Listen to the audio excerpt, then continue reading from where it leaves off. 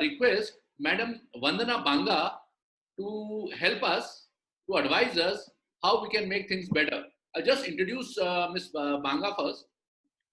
Ms. Vandana Banga has nearly 2 decades of experience in school administration, teaching, teacher training.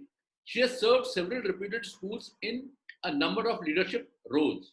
Ms. Vandana has worked diligently for replacing the chalk and talk method of lesson delivery with more innovative and student come teacher friendly teaching methods, and helped immensely in re-engineering teaching methodology and curriculum transaction into interesting and interactive sessions using various online and offline pedagogy tools, integrating technology into classroom teaching, storytelling, and blended learning.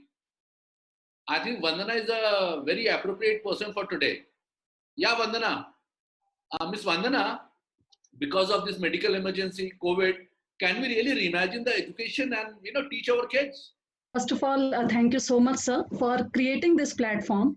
When all of us are locked down in our homes, and when so many things are happening around us, you have created a beautiful platform where all the educationists are here on this platform to discuss what is going on and how we can create a better future for education. And thank you to all the dignitaries over here who have taken out time to discuss this. See, I am very much sure that this time is going to be a blessing for all of us in some way or the other, but especially for the field of education. And I am a little optimistic person, as Anupama ma'am also mentioned. So I see this entire episode as a very promising kind of situation for all of us being in the field of education from two perspectives. First, I see it as a change from disruption to eruption. See, we were never prepared for this kind of a scenario. We all were so busy in our day-to-day routines, meeting deadlines, going for meetings, so meeting our goals and so many things, and we were not ready for this change suddenly.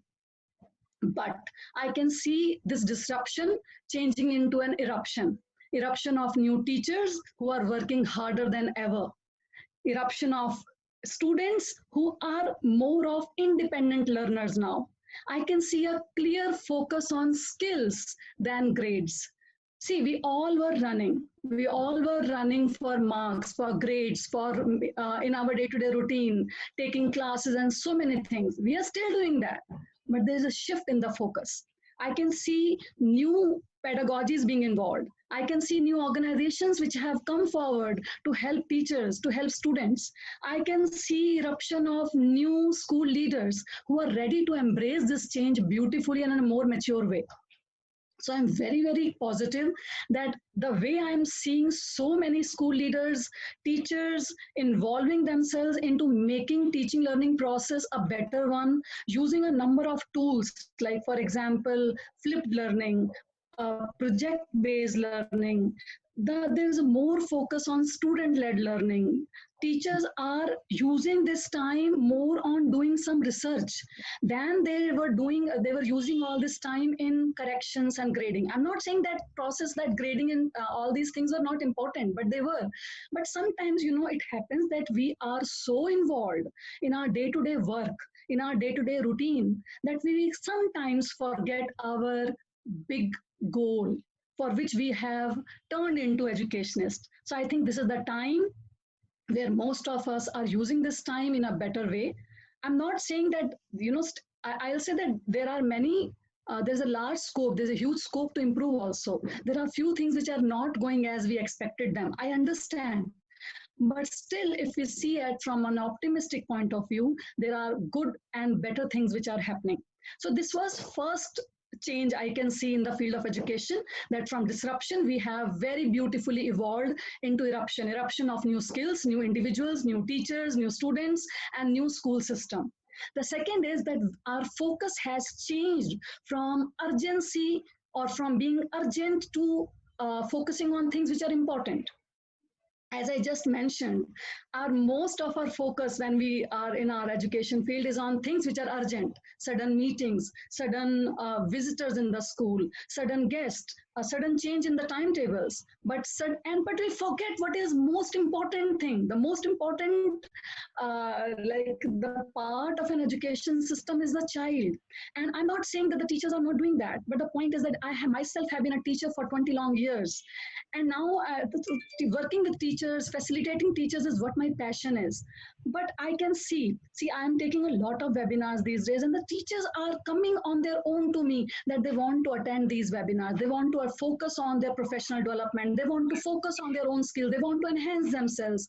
And this is such a beautiful part of this session, of this whatever is happening around us. So there's a beautiful shift from urgency or something which is urgent to something which is important for all of us as educators. So this is the time we need to look at everything from a very positive and from a very optimistic angle, and we should see what all we can do.